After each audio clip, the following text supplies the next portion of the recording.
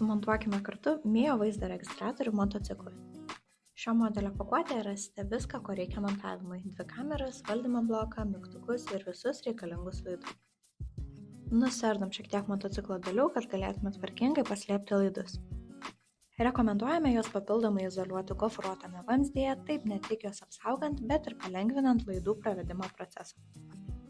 Šiuo atveju priekinę kamerą montuojame po žibintu, tačiau jos vietą reikėtų derinti pagal savo motociklo modelį.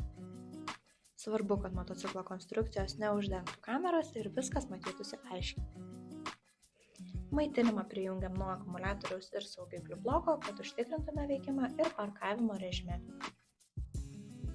Sujungiam visus likusius laidus ir pagrindinį bloką paslėpiame po sėdynę arba daiktadėžėje. Šiuo atveju montavome po sėdynę, įsistatę lyg čia buvęs.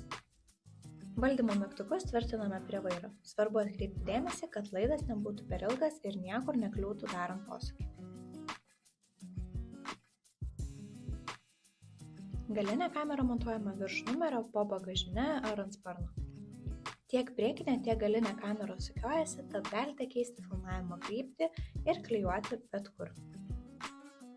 Testuojam, ar viskas veikia. Jeigu veikia, pasiplojam sau, sudedam visas dalis bei varžtelius į vietas ir leidžiamės į kelionę. Šis vaizdo registratorius filmuoja aukštą raišką su Sony Starvis ir HDR technologija, todėl matomumas puikus tiek dieną, tiek naktį. Triplapse funkcija įrašo visą kelionę timelapse formatu, o parkavimo režimas veikia be papildomų priedų. Fiksuoja judesį, smūgį arba fotografuoja nuolat, net kai transporto priemonė stovi.